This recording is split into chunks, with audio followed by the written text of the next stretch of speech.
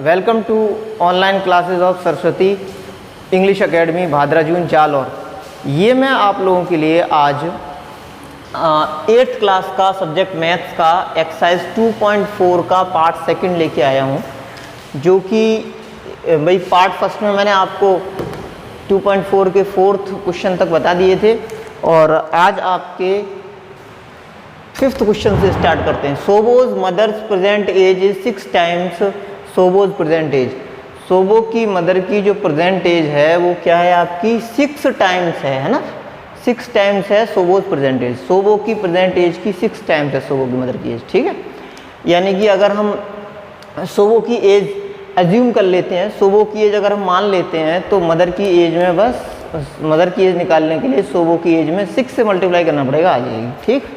आगे देखेंगे Sobo's age 5 years from now. Sobo's age 5 years from now मतलब अब से 5 साल बाद, है ना। अब से 5 साल बाद क्या होगा? Sobo's age 5 years from now will be 1/3 of his mother's present age. Sobo की अभी से 5 साल बाद एज कितनी हो जाएगी भाई आपकी? 1/3 रह जाएगी हिज मदर्स प्रेजेंट एज। उसकी मदर की प्रेजेंट एज की 1/3 रह जाएगी सोबो की प्रेजेंट एज, ठीक है ना। What are their present ages? उन दोनों की प्रेजेंट एजेस क्या है, यानी कि जो अभी जो प्रेजेंट एज है वो उन दोनों की पूछी गई। तो जो चीज़ पूछी जाती है उसको हम मान लेते हैं। अब देखो ध्यान रखना भाई, what are their present age यानी दोनों की एज निकालनी है। किस किस की? सोबो की भी और उसके मदर की भी, है ना। तो चूंकि सोबो और मदर दोनों की ही प्रेजेंट एज आपको फाइंड आउट करनी है, तो सबसे इम्पॉर्टेंट पॉइंट जो कि हमारे लिए समझने का है वो ये बनेगा कि भाई दोनों की प्रेजेंट एज माने पहली चीज़ तो, लेकिन अगर दोनों की प्रेजेंट एज मानेंगे अपने तो 2 इक्वेशन बनेंगे। इसलिए किसी एक की प्रेजेंट एज मान लेते हैं और दूसरे की प्रेजेंट एज जो पहले की एज मानी होगी उसी के टर्म्स में फाइंड आउट कर लेंगे। उसके बाद अपने आगे बढ़ते हैं। तो देखो हमने मान लिया लेट, हमें पता है पहला स्टेटमेंट हमारे को क्या बोल रहा है? Sobo's mother's present age is 6 times Sobo's present age. Sobo की प्रेजेंट एज की 6 टाइम्स है उसकी मदर की प्रेजेंट एज, ठीक है ना। तो सोबो की प्रेजेंट एज अगर हम मान लें तो मदर की एज निकालने के लिए 6 का मल्टीप्लाई कर देंगे, दोनों की एज आ जाएंगी, है ना। उसके बाद में फिर कैलकुलेट करके अपने दोनों की न्यूमेरिकल एजेज हैं वो फाइंड आउट कर लेंगे, ठीक है। तो let Sobo's age, let Sobo's present age, let Sobo's present age equals to x years, then Sobo's mother's present age, Sobo's mother's present age equals to क्या हो जाएगा? 6 टाइम्स यानी 6 एज 6x हो जाएगी, ठीक है। अब देखो भाई दोनों की हमने एजेस एक की मान के दूसरे की निकाल ली हैं, दोनों की एजेस लिख ली हैं x के टर्म्स में, ठीक है। तो 6x ईयर्स लिख दो। अब दूसरा पॉइंट अपने देखेंगे, Sobo's mother's present age is 6 times. यहाँ तक का हमने क्वेश्चन सॉल्व कर लिया, ठीक। अब आगे Sobo's age 5 years from now will be 1/3 of his mother's present age, है ना। आगे देखेंगे Sobo's age 5 years from now, अभी से 5 साल बाद सोबो की age. Sobo's age 5 years from now यानी अभी से 5 साल बाद सोबो की एज, है ना, will be 1/3 of his mother's present age. उसकी मदर की प्रेजेंट एज की 1/3 होगी सोबो की एज अब से 5 साल बाद। तो आफ्टर 5 ईयर्स, आफ्टर 5 ईयर्स, है ना। 5 ईयर्स के बाद क्या होगा? सोबोज एज इक्वल्स टू, इसमें x में 5 जोड़ दो तो x + 5 Sobo's mother's age, Sobo's mother's age equals to कितनी होगी आपकी 6x +5, ठीक है ना। अब देखते हैं इसमें 5 ईयर्स, आफ्टर 5 ईयर्स क्या हो जाएगी, सोबोज एज x+5 और सोबोज मदर्स एज कितनी हुई 6x+5। अब समझने वाला पॉइंट इसमें ये रहेगा कि भाई x+5 और 6x+5 में हमें देखना है कि अगर हम देखें कि इनमें दोनों में रिलेशन क्या है। देखो इनमें तो भाई ये x था, ये 6 टाइम्स कर दिया तो 6x आ गया। अब इन दोनों में रिलेशन क्या है वो देखने के लिए क्या देखेंगे, Sobo's age 5 years from now will be 1/3 of his mother's present age. 1/3 रहेगी मदर की प्रेजेंट एज की। तो अकॉर्डिंग टू प्रॉब्लम क्या हो जाएगा भाई, कौन सी बड़ी है, ये बड़ी है ना, इसका 1/3 ये है ना, यानी कि 6x+5 का 1/3 करेंगे अपने तो क्या मिलेगा, सोबो की एज यानी कि x+5, ठीक। अब देखो इसको अपन एग्जीक्यूट करते हैं तो 3 यहाँ डिवाइड में उधर मल्टीप्लाई हो जाएगा, 1 का अंदर मल्टीप्लाई होगा तो 6x+5 आ गया इक्वल्स टू 3 का इधर मल्टीप्लाई होगा तो दोनों टर्म्स में होगा, इसमें भी तो 3x और +5 3 जा 15, ठीक है। आगे देखेंगे अपने 6x 3x। अब देखो ये मैं आपको पिछले एक्सरसाइज में बता चुका हूँ कि भाई हम क्या करते हैं, वेरिएबल्स को एक साइड में ले आते हैं और कांस्टेंट को एक साइड में ले आते हैं। तो वेरिएबल्स को एक साइड में लेके आओ, 6x है पहले से यहाँ पे, 3x को और उधर लेके जाओ तो ये प्लस का है, उधर जाके किसका हो जाएगा, माइनस का। तो 6x - 3x इक्वल्स टू यहाँ 15 है पहले से, 5 इधर आ जाएगा तो हो जाएगा ये -5। तो 6x - 3x is 3x equals to 15 - 5 is 10। क्या हो जाएगा भाई आपका, 15 - 5 इज 10। अब आगे देखेंगे अपने, मैं थोड़ा सा हल्का सा इसको रब कर दूं। हाँ जी, देखो इसके बाद की जो स्टेप्स हैं यही डेसिसिव स्टेप्स हैं, यही आनी चाहिए किसी बच्चे को क्वेश्चन को पूरी तरीके से करने के लिए। इसलिए अपने देखते हैं, देखो हमें पता है कि क्या लिखा हुआ है, अगली नेक्स्ट लाइन देखेंगे, Sobo's age 5 years from now, यानी सोबो की एज तो 5 ईयर के बाद की है ना, from now will be 1/3 of his mother's present age. Sobo की एज तो 3 ईयर्स के 5 ईयर्स के बाद की है ना, लेकिन सोबो की मदर की बात हो रही है कौन से, प्रेजेंट एज की ही बात हो रही है। यानी अगर हम इसको लाइन को ना लिखें तब भी चलेगा, इसको लिखना जरूरी नहीं है ना। तो प्रेजेंट एज को ही 1/3 किया हमने, सोबो की एज है 5 ईयर्स के बाद x+5 और मदर की प्रेजेंट एज क्या है 6x ईयर्स, तो 6x को 1/3 कर दिया। अब देखो आगे चलेंगे, इसलिए मैं रेड पेन से ले रहा हूँ, 3 6 जा है ना, या 3 2 जा 6, तो 2 टाइम्स कट गया। अब 2 से 2 1 जा 2, तो ये आ गया आपका 2x इक्वल्स टू x+5। अब देखो x को इधर लेके जाएंगे अपने तो क्या हो जाएगा, यहाँ से 2x और x इधर जाएगा तो -x, 2x - x equals to 5, तो x इक्वल्स टू कितना आ गया 5 है ना, और क्या है ये ईयर्स। इसका मतलब क्या है, सोबोज प्रेजेंट एज इज 5 ईयर्स और mother's present as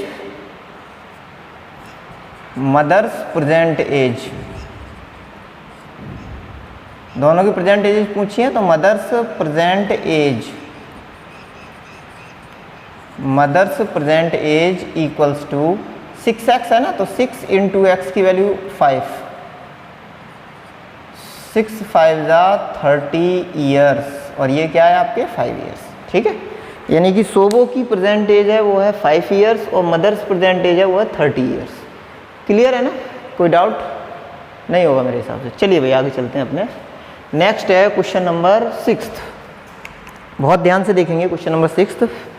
there is a narrow rectangular plot, narrow माने क्या होता है, सकरा, सकरा यानी कि रेक्टेंगुलर प्लॉट है रास्ते के जैसा, कम चौड़ा है ना, कम फैलाव वाला। तो क्या there is a narrow rectangular plot, एक नैरो रेक्टेंगुलर प्लॉट है, यानी एक सकरा रेक्टेंगुलर प्लॉट है, ठीक। Reserved for a school in Mahuli village, Mahuli village में कि स्कूल के लिए रिजर्व्ड एक नैरो रेक्टेंगुलर प्लॉट है, यानी कि एक पतला सकरा रेक्टेंगुलर प्लॉट है स्कूल के लिए रिजर्व, ठीक है। आगे क्या दिया है, the length and width of the plot are in the ratio 11:4। आगे दिया हुआ हमारे को the length and width of the plot, यानी कि प्लॉट की लंबाई और विड्थ मीन्स चौड़ाई, प्लॉट की लंबाई और चौड़ाई क्या दिया हुआ है, plot are in the ratio, किस रेशियो में है लंबाई चौड़ाई, 11:4 में है ना। यानी प्लॉट की लेंथ और विड्थ, यानी प्लॉट की लंबाई और चौड़ाई किस रेशियो में है आपके, 11:4 में। एट द रेट, है ना, और आगे क्या दिया हुआ आपके 100 per metre, at the rate 100 per metre, यानी कि रेट जो दिया है वो क्या है, 100 पर मीटर। 1 मीटर का रेट कितना, 100, तो 100 1 मीटर के रेट के हिसाब से क्या है, it will cost the village panchayat rate 75,000 to fence the plot. भाई विलेज पंचायत को 100 रुपये पर मीटर के हिसाब से, यानी 100 रुपीज़ पर मीटर के हिसाब से फेंसिंग कराने का। फेंसिंग मतलब क्या होता है, चारों तरफ से तार लगाने का, है ना, तार लगाना चारों तरफ से, बाड़ लगाना, है ना, चारों तरफ से खेत के, ठीक है। उसकी कॉस्ट क्या पड़ती है विलेज पंचायत को, 75,000 टू फेंस द प्लॉट, है ना। What are the dimensions of the plot, ये डायमेंशन लिखा हुआ है ना, डायमेंशन है। What are the dimensions of the plot, plot की डायमेंशंस क्या होंगी, प्लॉट की डायमेंशंस क्या होंगी, है ना। तो अपने देखते हैं सबसे पहली line, there is a narrow rectangular plot, एक नैरो रेक्टेंगुलर प्लॉट है, तो मैं एक रेक्टेंगल बना ले रहा हूँ, है ना। रेक्टेंगल में क्या होता है, अपोजिट साइड्स इक्वल होती हैं। ये हमने मान लिया ए बी सी और ये डी, अपोजिट साइड्स यानी ये इसके इक्वल है, ये साइड इसके इक्वल है, ठीक। आगे क्या, there is a narrow rectangular plot reserved for a school in Mahauli village, Mahauli village में एक नैरो रेक्टेंगुलर प्लॉट है जो एक स्कूल के लिए रिजर्व्ड है ना। आगे क्या है, the length and width of the plot are in the ratio 11:4, length और विड्थ है जो प्लॉट की वो किस रेशियो में है, 11:4 में है, यानी 11:4 के रेशियो में है लेंथ और विड्थ, ठीक। तो आगे अपने देखेंगे 11:4 में है, इसका मतलब हम दोनों को अलग अलग निकाल सकते हैं, एक अननोन क्वांटिटी से मल्टीप्लाई करेंगे तो लेंथ अलग हो जाएगी, विड्थ अलग हो जाएगी, ठीक है ना। तो अपने मान लेंगे late length of the plot let the length of the plot equals to, क्या है आपके 11:4 है ना, तो 11x हो जाएगी, ठीक है। and width of the plot,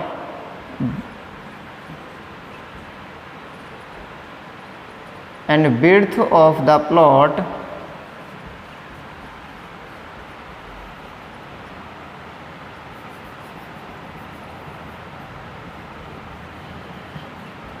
equals to 4x, ठीक है। पहला हो गया 11x, दूसरा 4x। At the rate 100 per metre it will cost the village panchayat rate 75,000 to fence the plot. भाई किस रेट पे, अब ध्यान दो भाई, सबसे पहले तो हमें ये दिखाना है कि जो फेंसिंग की गई है वो कितने एरिया पे की गई है। तो देखो अपने देखते हैं, लेंथ हम 11x मान चुके हैं, तो 11x वाला पोर्शन यहाँ पे आएगा और 11x वाला पोर्शन यहाँ पे आएगा, है ना। इसी तरीके से अपने देखते हैं, विड्थ मान चुके हैं 4x, तो 4x वाला पोर्शन ये आएगा एंड हियर आल्सो यहाँ पे आएगा 4x, ठीक है। तो इसका पेरीमीटर क्या हो जाएगा, perimeter of the plot, perimeter of the plot क्या होता है भाई, 2 × L + B, 2 टाइम हो गई ना, लंबाई 2 टाइम हो गई, यानी लेंथ 2 टाइम हो गई और 2 टाइम विड्थ हो गई, इसलिए 2 × L + B लिख दिया मैंने।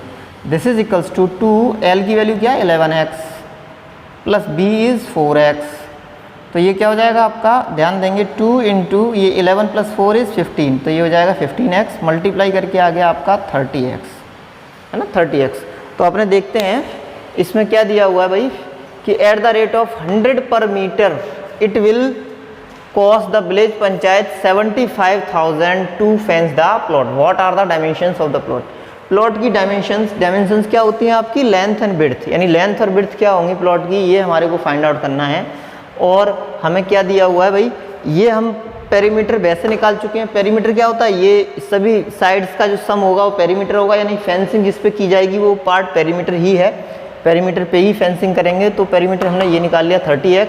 अच्छा हमारे को ये और दिया हुआ 100 per metre it will cost the village panchayat 75,000 to fence. इसका मतलब क्या है कि according to question perimeter is, according to question perimeter equals to 75,000 total cost लग रही है उसको, देख लो भाई 75,000 क्या है टोटल कॉस्ट है, और 100 रुपीज़ पर मीटर के हिसाब से दिया जा रहा है उसको, यानी कि 100 का इसमें डिवाइड करना पड़ेगा तब आएगा टोटल कॉस्ट। तो ये दोनों कैंसिल आउट हो गए और कितना आ गया आपका 750 मीटर्स, 750 मीटर्स हो गया। ठीक, अब अपने देखते हैं, देखो ये यहाँ पे आ रहा है आपका 750 मीटर्स और जबकि अपने यहाँ निकाल चुके हैं 30x, तो ऑफकोर्स ये भी पेरीमीटर है ये भी पेरीमीटर है, तो दोनों इक्वल होंगे ना। हैंस 30x इक्वल्स टू 750, तो x इक्वल्स टू कितना आ जाएगा 750, 30 यहाँ मल्टीप्लाई में इधर डिवाइड में हो जाएगा, 0 से 0 ये चला गया, इसको करेंगे कैंसिल आउट तो x इक्वल्स टू 25 आ गया। अब देखने वाला पॉइंट यहाँ पे ये है कि आपके जब हमने यहाँ 25 लिखा है हैंस x इक्वल्स टू 25, तो हमें लेंथ और विड्थ निकालनी है, डायमेंशंस निकालनी थी ना, डायमेंशंस ऑफ द प्लॉट, तो लेंथ और विड्थ निकालनी, तो इसलिए लेंथ क्या हो जाएगी 11x, 11 इंटू एक्स की वैल्यू 25, 11 इंटू 25 और विड्थ हो जाएगी 4 इंटू 25, यानी अपना फाइनल आंसर क्या हो जाएगा यहाँ से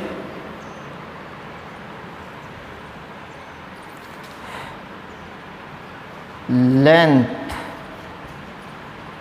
इक्वल्स टू कितना हो गया आपके 4x, देखो सॉरी लेंथ 11x है, 11x तो 11 और इंटू एक्स इज 25, 11 इंटू 25। अब देखो देखेंगे अपने 25 बन जाए 25 का 5, 2 कैरी, 25 बन जाए 25 और 2 कितना हो जाएगा 27, 275 मीटर्स हो जाएगी लेंथ। और इसी तरीके से अपने आगे देखते हैं विड्थ क्या होगी,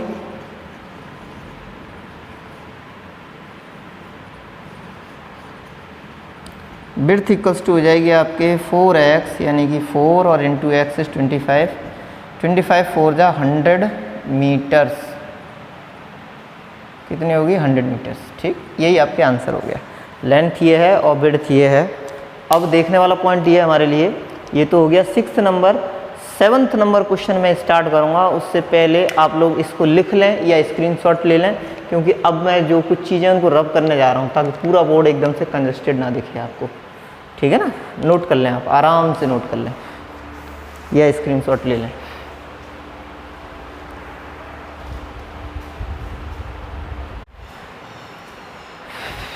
देखो भाई 6th के बाद question number 7th।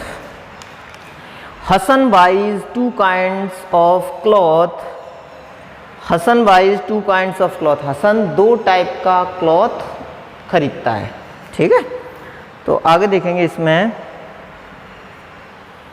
Cloth materials for school uniform, Hasan 2 type का क्लॉथ मटेरियल खरीदता है स्कूल यूनिफॉर्म के लिए, ठीक है। Shirt material that cost him rate 50 per metre and trouser material that cost him rate 90 per metre. Shirt का material किस rate में आता है 50 पर मीटर, 50 रुपीज़ देता है 1 मीटर के, वो है ना उसके लिए। And trouser material at the cost him that cost him rate 90 per metre, और ट्राउज़र मटेरियल है जो उसको कितना कॉस्ट करता है 90 rupees per metre. For every 3 metres of shirt material he buys 3 metre, ध्यान से देखेंगे, for every 3 metres of shirt material he buys 3 metre of the trouser material. देखो for every 3 metres of shirt material, वो shirt के 3 metres material के लिए क्या करता है, he buys 3 metres of the trouser material, shirt का 3 मीटर लेगा और फिर उसके लिए 3 मीटर ट्राउज़र का मटेरियल लेगा, ठीक है। He sells the material at 12% and 10% profit respectively, वो शर्ट के मटेरियल को 12% के प्रॉफिट पे सेल करता है और ट्राउज़र के मटेरियल को 10% प्रॉफिट पे सेल करता है। His total sale is rate 36,600, his total sale is rate 36,600, उसकी जो टोटल सेल है वो कितने रेट की बनती है 36,600 की। नेक्स्ट है आपके how much trouser material did he by, वो कितना ट्राउज़र मटेरियल बाई करता है, टोटल मटेरियल कितना बाई करता है ट्राउज़र का, ये आपसे पूछा हुआ है। चलिए भाई स्टार्ट करते हैं क्वेश्चन। हमारे को ये दिया हुआ है Hasan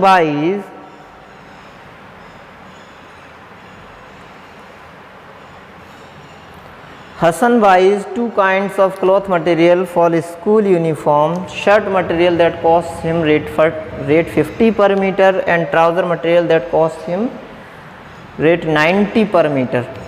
For every 3 meters of shirt material he buys 3 meters of trouser material.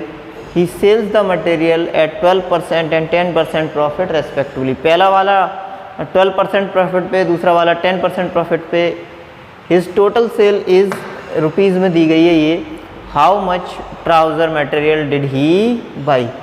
देखो सबसे पहले अपने देखेंगे हसन को एक शर्ट है ना, साफ साफ लिखा हुआ ना, Hasan buys 2 kinds of cloth material for school uniform, shirt material that costs him rate 50 per meter, shirt material that cost him rate 50 per metre. तो शर्ट मटेरियल का कॉस्ट क्या है 50।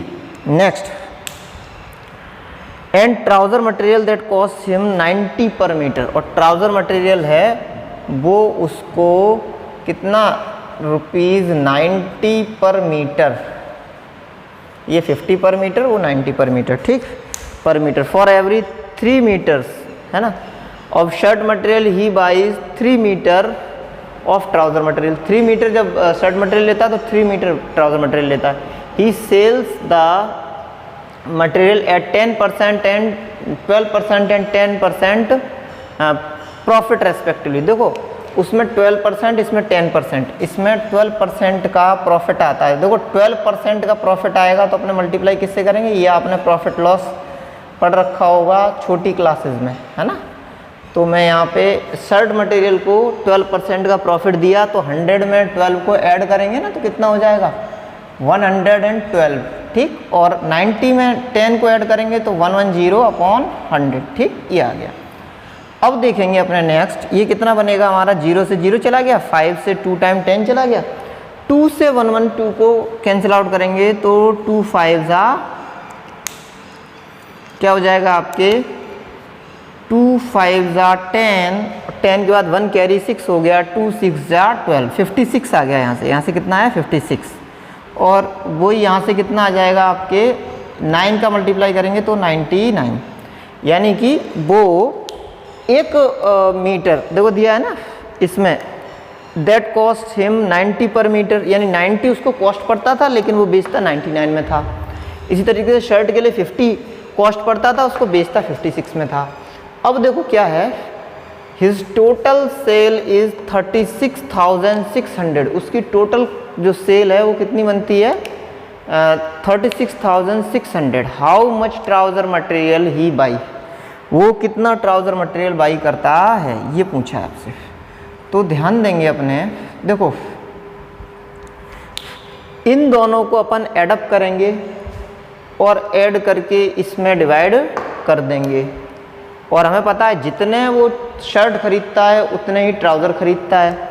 तो इन दोनों को ऐड करके इसमें डिवाइड कर देंगे तो number of material of shirt plus number of या metres of material of cloths आ जाएंगे। शर्ट और ट्राउज़र दोनों के मीटर्स कितने बनेंगे वो आ जाएगा, ठीक है। फिर उसका अपन हाफ कर देंगे। तो देखते हैं, देखो यहाँ पे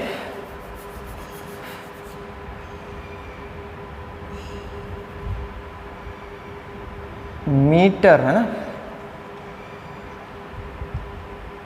metres of shirt material plus metres of trouser material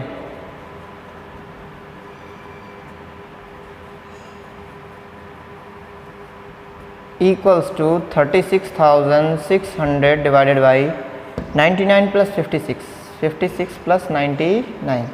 तो देखो ये कितना हो जाएगा आपके, ऊपर वाला तो सेम ही रहना है 36,600। ये कितना होगा 9 प्लस 6 इज 15, 15 का 5, 1 कैरी तो 10, 10 + 5 इज़ अगेन 15।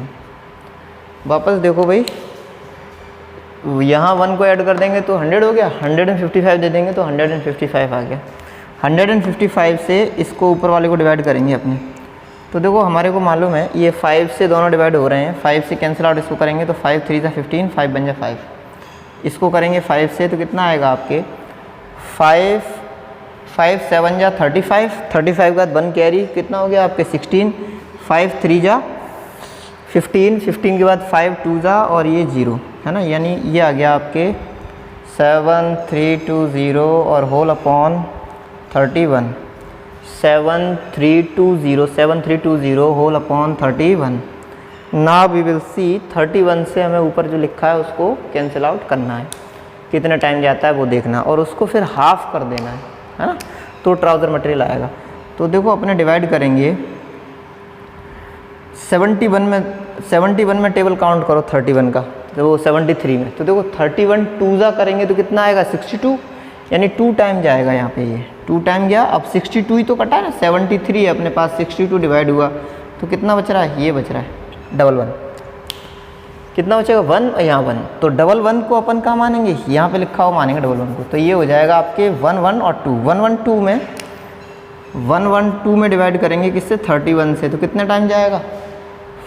अब देखो यहाँ 2 है, यानी इस जगह पे हमें 2 से मल्टीप्लाई करना चाहिए, लेकिन 2 से नहीं बल्कि ज़्यादा से होगा मल्टीप्लाई, है ना, क्योंकि 31 का इसमें मल्टीप्लाई करना है। 31 में चाहे तो कर लो, मल्टीप्लाई कर लो। तो अपने देखते हैं, देखो यहाँ पे ये ऊपर वाला और ये 31 से 31 2 जा कितना होगा 62, 62 2 जा कितना होगा आपके 62 का 2 टाइम अपने करेंगे, तो ध्यान से देखना है हमारे को। हाँ भाई देखो, ये आपकी इस बुक में एनसीईआरटी में या जो बुक मेरे को प्रोवाइड कराई गई है उसमें एक मिसप्रिंट है, मैंने यहाँ पे 3 मीटर्स और ये 2 मीटर्स है, उसमें 3 मीटर्स दिया हुआ, ठीक है। चलिए अपने देखते हैं हसन बाइज, अब मैंने ये करेक्ट कर दिया है तो अपने स्टार्टिंग से देखते हैं, थोड़ा जगह भी मैंने खाली कर ली है। Hasan buys 2 kinds of cloth material for school uniform, shirt material that cost him rate 50 per meter and trouser material that costs him rate 90 per meter. For every 3 meters of shirt material he buys 2 meter of the trouser material. For every, ध्यान से समझना, for every 3 meters of shirt material, यानी कि for every 3 meters of shirt material, यानी कि 3 meters जब shirt material लेता है वो, तो क्या होता है इसके साथ में he buys 2 meter of the trouser material. 3 metre shirt material के लिए, वापस सुनो, 3 मीटर्स शर्ट मटेरियल के लिए उसको 2 metres of trouser material buy करना होता है ना। He sells the material at 12% and 10% profit respectively. He sells the material at 12% and 10% profit respectively. वो सेल करता है मटेरियल को कितने पे, 12% एंड 10% प्रॉफिट रेस्पेक्टिवली। कितने प्रॉफिट पे, 12% एंड 10% प्रॉफिट रेस्पेक्टिवली। वो कितने पे 12% और 10% के प्रॉफिट पे सेल करता है ना।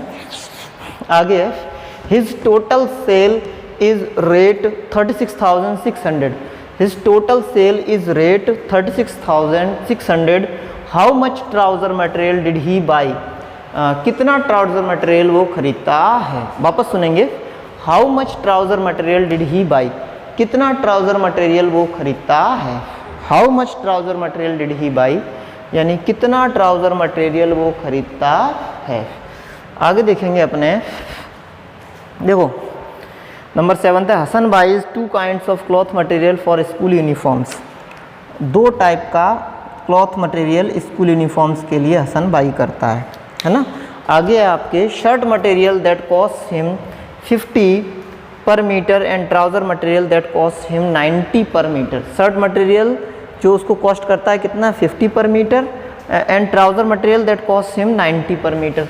भी शर्ट मटेरियल का उसको कॉस्ट कितना पड़ता है 50, और वो सेल कितने में करता है, उस पर 12% का प्रॉफिट लेके, यानी कि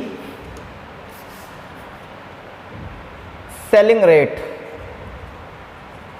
है ना। ब्लू ले लेता हूँ मैं, कन्वीनियंटली दिखे आपको।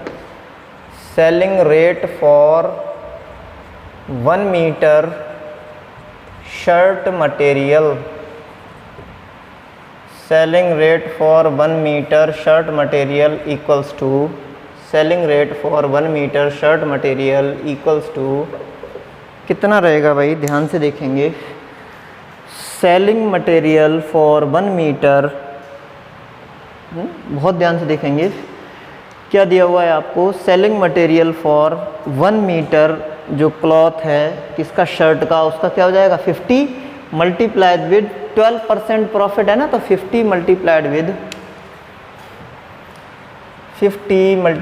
112 divided by 100, 50 multiplied with 112 divided by 100। वापस सुनेंगे, 50 मल्टीप्लाइड विद 112, देखो 12% है ना, तो 112 हो जाएगा और डिवाइडेड बाई 100। तो ये देखो कितना टाइम चला जाएगा, 50 बन जाए 50, 52 जा 100, ये 2 से डिवाइड करो तो 2 से कितने टाइम जाएगा 5 टाइम, 2 5 जा 10, 10 के बाद 1 ये हो जाएगा 12 हो जाएगा, तो 2 6 जा 12, तो ये कितना हो जाएगा आपके 56 मीटर, 56 रुपीज़ है ना, या रहा 56, चलो रुपीज़ लिख देते हैं, 56 रुपीज़ है ना। इसी तरीके से जैसे मैंने शर्ट मटेरियल लिखा है वैसे मैं लिखूँगा trouser material, trouser material equals to कितना आएगा आपके, देखो वो 50 दिया हुआ है, वो कितना दिया हुआ है आपके 50 per metre, and trouser material at 90 per metre, trouser material 90 per metre, तो 90 है, 90 में किससे मल्टीप्लाई कर देंगे अपन, 90 में मल्टीप्लाई करेंगे। ध्यान दो भाई, देखो ये वो कितने कॉस्ट पे, ये वो 12% के प्रॉफिट पे बाई सेल कर रहा है, और ये 10% के प्रॉफिट पे सेल कर रहा है। 10% का प्रॉफिट मीन्स 1110 अपॉन 100, 0 से 0 चला गया, 0 0 चला गया, 11 9 जा 99 रुपीज़ हो गया। क्या हो गया भाई उसके 99 रुपीज़ का आ गया, ठीक है ना, वो 56 ये 99। अब ध्यान देंगे अपने, देखो अगर मैं ये मान लूँ कि वो ये रेशो दिया है एक तरीके से, 3 मीटर्स शर्ट मटेरियल के लिए 2 मीटर्स ट्राउज़र मटेरियल वो सेल कर रहा है, तो इसका मतलब क्या है कि 3 मीटर्स 3 रेशो 2 के रेशो में बाई करता है, क्योंकि 3 मीटर शर्ट तो 2 मीटर ट्राउज़र का, तो क्या हो जाएगा आपका let shirt material he sells equals to कितना हो जाएगा आपके 3x, एंड ट्राउज़र मटेरियल ही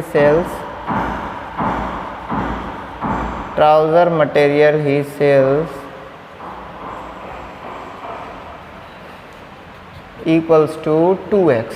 तो अपने देखेंगे अकॉर्डिंग टू प्रॉब्लम क्या हो जाएगा आपके 3x का कॉस्ट कितना है 56, क्योंकि शर्ट का है ना इसलिए 3x इंटू 56 प्लस ट्राउज़र का क्या है आपके 2x, तो 2x और इंटू में क्या है 2x के 99, 2x इंटू 99, ये कॉस्ट टोटल कितनी पड़ती है 36,600 रुपीज़, कितनी पड़ती है उसको 36,600 रुपीज़। ठीक, अब इनका मल्टीप्लाई करेंगे तो 56 इज मल्टीप्लाइड विथ 3 6 जा 18, 18 का 8 1 कैरी, 3 5 जा 15, 15 एंड 1 इज 16, तो 56 का 3 टाइम मल्टीप्लाई करेंगे 168 आ जाएगा, 168x प्लस 2 से मल्टीप्लाई करेंगे किसको 99 को, 2 से मल्टीप्लाई किया अपन ने 99 को, तो 2 9 जा 18 और 18 plus 1 is 19x equals to 36,600 है ना। This is equals to again 168 plus 198, तो यहाँ 198 प्लस 8 इज 16, 1 कैरी, तो 10 प्लस 6 इज 16, वापस 1 carry, 2 plus 1 is 3, 366x equals to 36,600, x equals to कितना आ जाएगा आपके 36,600 डिवाइडेड बाई, किससे डिवाइड करेंगे अपन 366 से, तो ये डिवाइड कर दो कितना आ जाएगा 100, दिस इज इक्वल्स टू 100, तो आर एक्स इज़ 100, एक्स का वैल्यू कितना हो गया 100, और हमने ट्राउज़र का मटेरियल कितना है भाई, कितना ट्राउज़र मटेरियल वो सेल कर रहा है, ट्राउज़र मटेरियल वो सेल कर रहा है भाई आपके 2x, 2 मीटर दिया है ना, 2 मीटर्स यानी कि 2x कर रहा है वो, यहाँ दिया देखो 2x, trouser material he sells equals to 2x। तो hence answer equals to 2 into x equals to 2 into 100, तो कितना आ जाएगा आपके 200 मीटर्स आ गया आंसर। ठीक है, अब देखो मैं इसको चलते पे ही किए ले रहा हूँ रब नीचे वाले को पूरे को। अब हमारा क्वेश्चन नंबर 8 रह गया जो कि सॉल्व होना है। तो क्वेश्चन नंबर 8 की तरफ मैं जा रहा हूँ।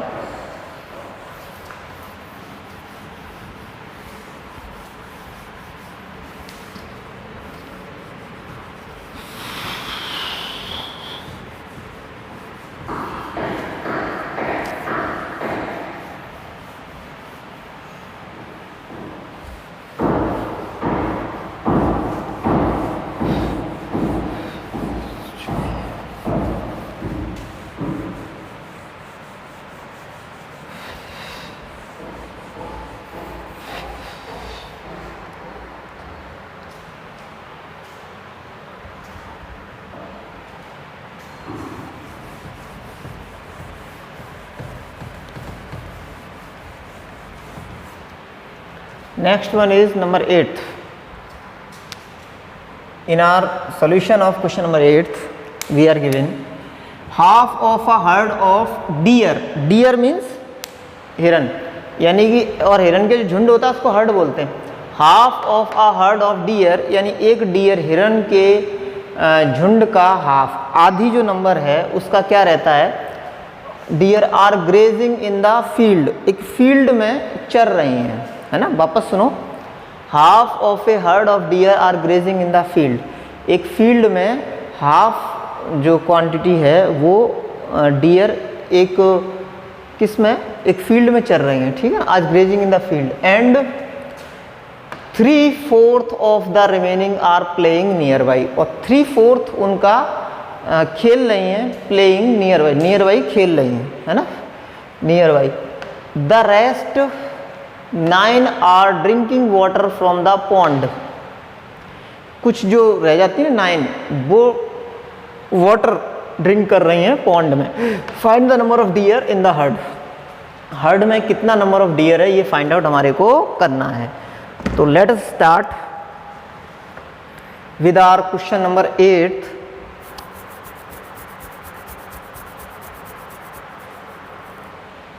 And that is number, find the number of deer in the herd. तो हम इसको लेट मान लेंगे, जो चीज हमें पूछी जाती है ना उसको अपन मान लेते हैं। तो let the number of dear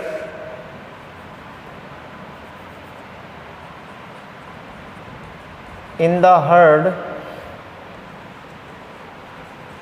equals to, let the number of deer in the herd equals to, number 8 है आपके, let the number of deer in the herd equals to x, वो कितना x।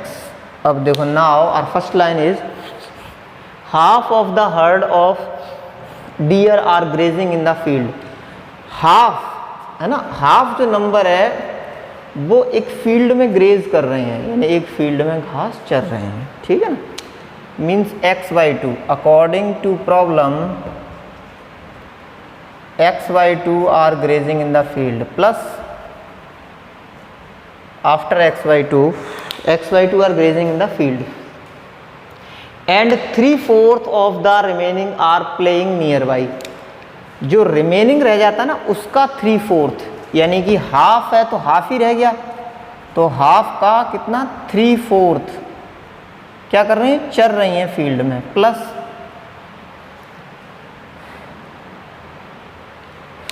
Playing in the field, the rest 9 are drinking water from the pond. अब जो rest रह जाएंगी ना 9, यानी कि इतने हैं वो दूसरे उसमें, यहाँ लिख दे रहा हूँ मैं अकॉर्डिंग टू प्रॉब्लम, जो रेस्ट जो हैं उनकी नंबर है 9, वो टोटल थी कितनी, टोटल x थी, x में से ये हटा दिया, जो बची वो है आपकी 9, वो क्या कर रही हैं, वो are drinking water from the pond, find the number of deer in the herd.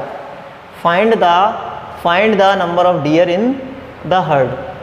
Find the number of deer in the herd, है ना. Number of deer find out करना है हमारे को हर्ड में. Find the number of deer in the herd. वापस सुनेंगे. Find the number of deer in the herd. Herd में नंबर ऑफ डियर कितना है वो हमारे को फाइंड आउट करना है. We have to find out the number of deer in the herd. We have to find out the number of deer in the heard. Got it. Let's start. This is our x minus x upon 2 and minus 3x upon 4 is multiplied by 2, then we will get 8. Now x minus x by 2, we will take LCM, then 8 and 2, LCM of 8 and 2 is 8. अब 1 से 8 में divide करेंगे तो 8 आएगा. 8 का multiply ऊपर किया तो कितना हो गया 8x, माइनस 2 से डिवाइड किया तो 4, 4 का ऊपर मल्टीप्लाई किया तो 4x, माइनस का क्या हो जाएगा आपके 3x इक्वल्स टू 9. अब देखो 8x में से 4x गया, 8x minus minus minus add हो जाएंगे तो माइनस रह जाएगा 7x अपॉन 8 इक्वल्स टू हो गया 9, 9 अपॉन 1 मान लो इसको.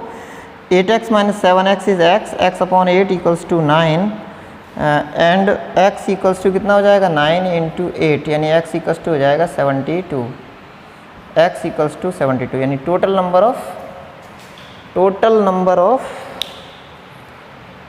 deer in the herd is 72. Total number of deer in the herd is 72. So our question number last of our video, और 2 क्वेश्चंस रह जाते हैं 9th और 10th, वो भी मैं अभी यहाँ ख़त्म किए देता हूँ.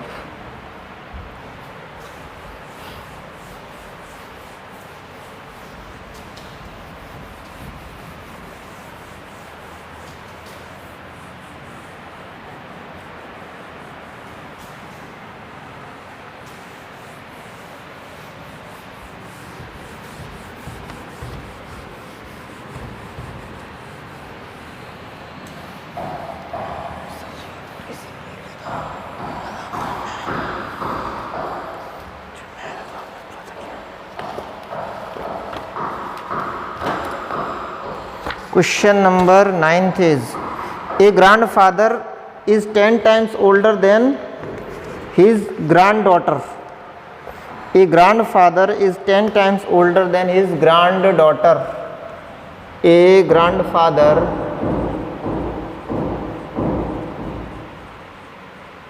is 10 times older than his granddaughter.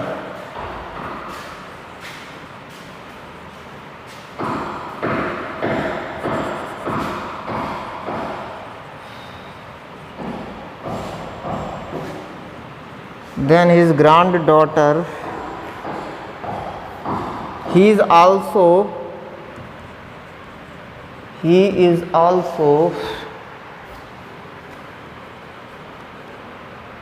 54 year older than her. 54 year older.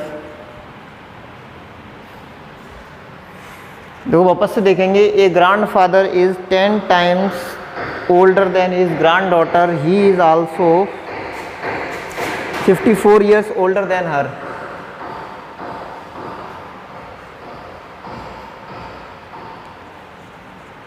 Older than her. Find their present ages. Find their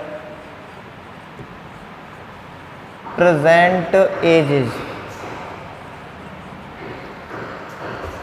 चलिए भाई देखो ये दिया है हमारे को, दोनों की एजेस निकालनी है हमारे को. Find their present edges. जब हमें दोनों की प्रेजेंट एज निकालनी है तो पहले अपन अज्यूम कर लेंगे जैसे हम स्टार्टिंग से करते आए हैं. तो देखो क्या हो जाएगा आपका, a grandfather is 10 times older than his granddaughter. तो अपन एज्यूम कर लेंगे let the age of grand daughter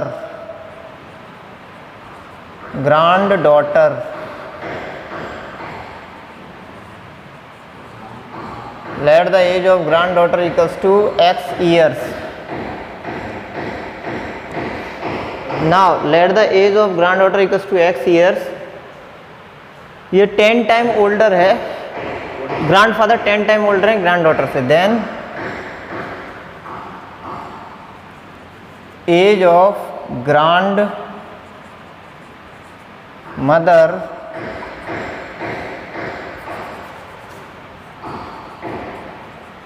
grandfather equals to 10x. Now he is also 54 years older than her. तो देखो भाई ये है 54 ईयर ओल्डर है, यानी कि जो ग्रैंड फादर की जो एज है वो ग्रैंड डॉटर से 54 ईयर्स ज़्यादा है, यानी इस एज में से मैं ये एज सब्ट्रैक्ट कर दूंगा तो कितना आएगा आपका 54 ईयर्स आ जाएगा, है ना। तो अपने देखते हैं according to problem 10x minus x equals to 54, 9x equals to 54, then our x equals to 54 upon 9. 9 1 9, 9 2 18, 9 3 27, 9 4 36, 9 5 45, 9 6 54. Then x equals to 6. Now we have to find their present ages. तो भाई देखो हमने x मान रखी थी ना ग्रैंड डॉटर की age, तो आंसर हो जाएगा आपका present age of grand daughter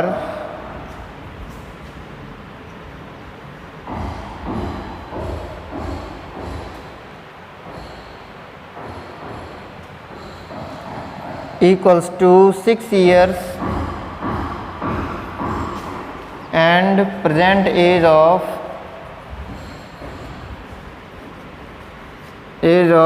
grandfather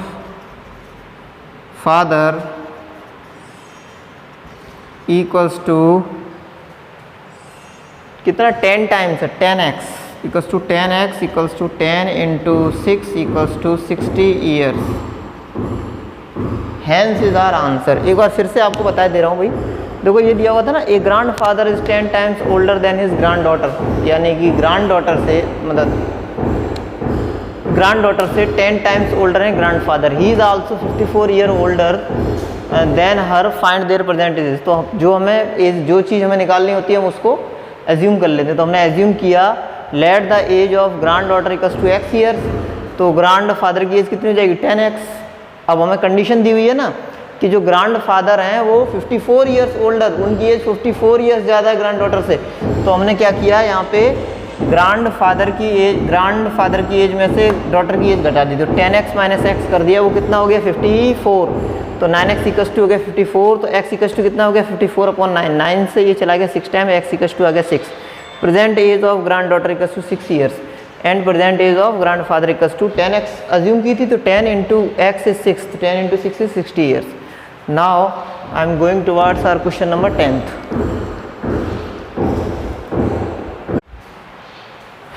Aman's age is 3 times his son's age. 10 years ago he was 5 times his son's age. Find their present ages. देखो भाई क्या दिया है, Aman's age is 3 times his son's age. अमन का जो as है वो 3 times है उसके सन की एज का, ठीक है ना। अब आगे क्या दिया 10 years ago he was 5 times his son's age.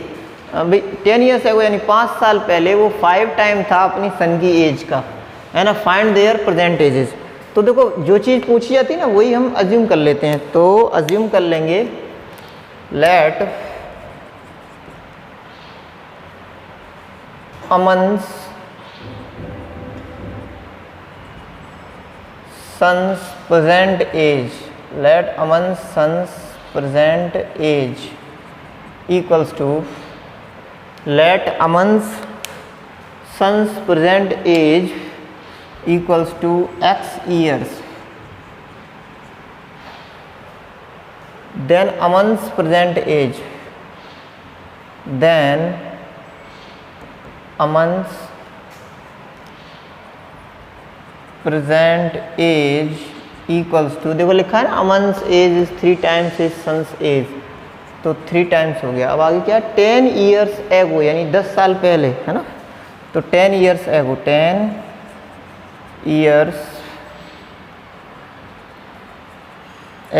years ago क्या था भाई Aman's age, Aman's age equals to क्या थी आपकी x minus 10, Aman's son's age, Aman's son's age equals to x minus 10 and Aman's age equals to 3x minus 10. Now 10 years ago he was 5 times his son's age. 10 years ago 10 साल पहले वो 5 time था अपने सन की age का. तो according to problem Aman's age is 5 time then his son's age. तो हम सन की एज में 5 का मल्टीप्लाई कर देंगे तो वो अमन की एज के इक्वल हो जाएगी.